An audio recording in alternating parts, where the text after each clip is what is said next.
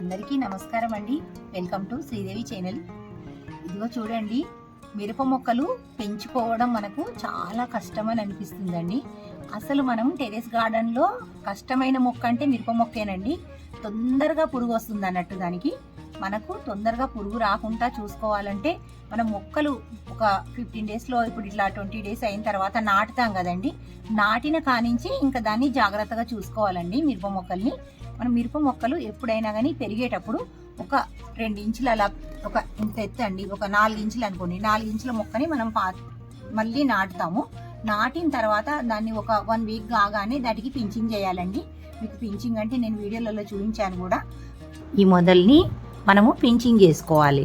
మనం పించింగ్ చేయకపోతే అది స్ట్రేట్గా ఒకటే లైన్గా ఉండి కొన్ని కాయలు మాత్రమే మనకు కాస్తాయి.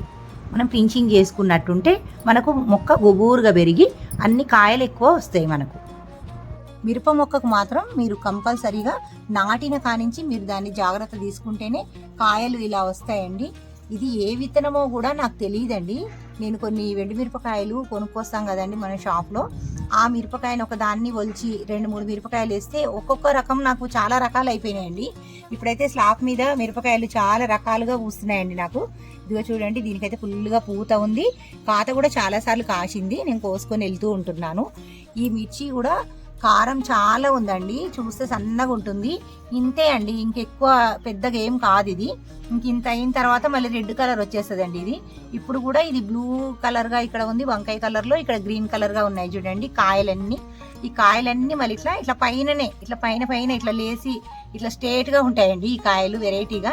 వేరే మిర్చి అయితే మనకు అన్ని ఇట్లా కిందికి ఉంటాయి కదండి కాయలన్నీ. చూడండి ఇక్కడ ఇది వేరే రకం అండి. ఇది సన్నది, ఇది కూడా చాలా కారం ఉందండి. ఇది కూడా తేజ లాగా ఉంది. ఇది కూడా ఇవన్నీ కిందికి ఉంటాయి, కానీ ఈ మిరపకాయలు మాత్రం ఇట్లా పైకే ఉంటున్నాయండి అన్ని. ఇది ఒక మొక్క మాత్రమే, ఇది ఇదిగోండి, ఈ 2 మొక్కలు మాత్రమే ఇలాంటివి వచ్చినాయండి నాకు విత్తనం. ఇంకా మీరు మట్టిని మంచిగా జాగ్రత్తగా చూసుకొని చిన్న మొక్కలు అప్పటి నుంచి ఒక్క వారానికి ఒకసారి వేప నూనెని కానీ మీరు దాల్చిన ఫర్టిలైజర్ కానీ మీరు స్ప్రే చేస్తూ ఉండాలండి మొక్కకి. ఇంకా అప్పుడప్పుడు స్ప్రే చేసినాక 1 రోజు 2 రోజుల వరకు మనం వాటిపైన వాటర్ పోయకూడదు. కింద మొక్కలకు మాత్రం మట్టిలో పడేటట్టుగా వాటర్ పోసుకోవాలి. చెట్ల పైన వాటర్ పడకుండా చూసుకోండి మీరు ఏ ఫర్టిలైజర్ వేసినా కానీ. ఇంకా ఫర్టిలైజర్ కాకుండా మనం అప్పుడప్పుడు బియ్యం కడిగిన నీళ్ళు ఒక 3 డేస్ ఉంచుకొని పోసుకోవడము, అలాంటివన్నీ చేస్తే మనకు మట్టిలో కూడా బలం ఉంటాయి. మనకు ఎంతో మంచిగా మిరపకాయలు చాలా కాస్తాయండి. నాకైతే కొననవసరం లేదు. నేను ఎప్పుడు ఇట్లాగే నేను అక్కడక్కడ 2 చెట్లు పెట్టేస్తాను. నేను ఒక్కొక్క టప్పుకి మనం 3 పెట్టుకోవాలండి. మనం ఇక్కడ కూడా చూడండి, ఇప్పుడు నేను గింజలు వేశాను. ఇప్పుడు మళ్ళీ ఇవి అయిపోయేసరికి మళ్ళీ ఆ మొక్కల్ని నేను నాటేస్తానండి.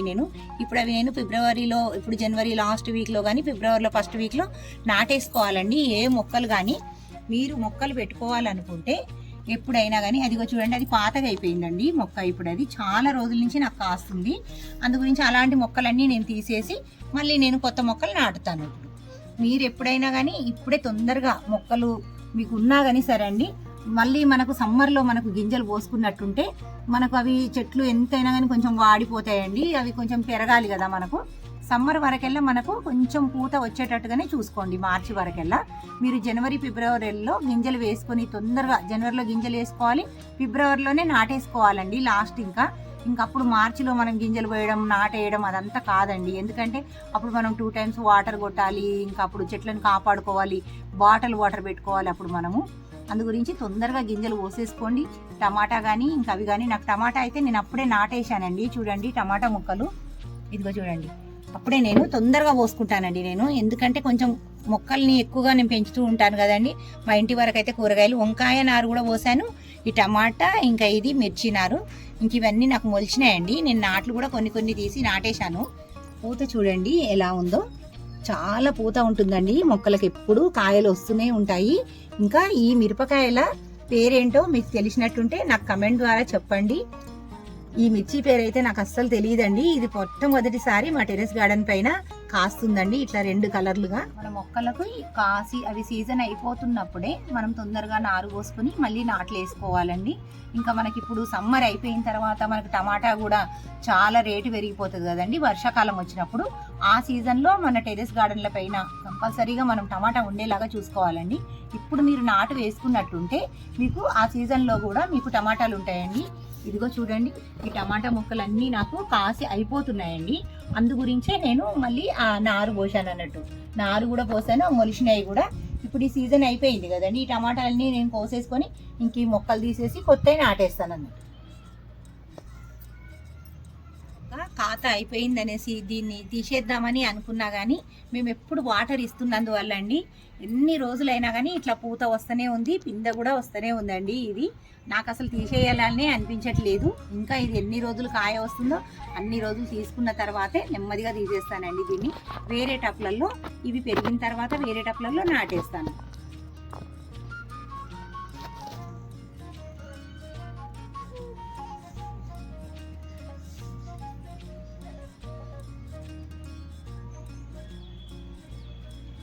ఈ వీడియో మీకు నచ్చిందనే అనుకుంటున్నాను. ఈ వీడియో నచ్చినట్టుంటే లైక్ చేయండి, షేర్ చేయండి, మా శ్రీదేవి ఛానల్ని సబ్స్క్రైబ్ చేయండి, పక్కనే ఉన్న బెల్ ఐకాన్ని క్లిక్ చేయండి. నేను పెట్టిన ప్రతి వీడియో మీకు నోటిఫికేషన్ వస్తుంది. ధన్యవాదములు.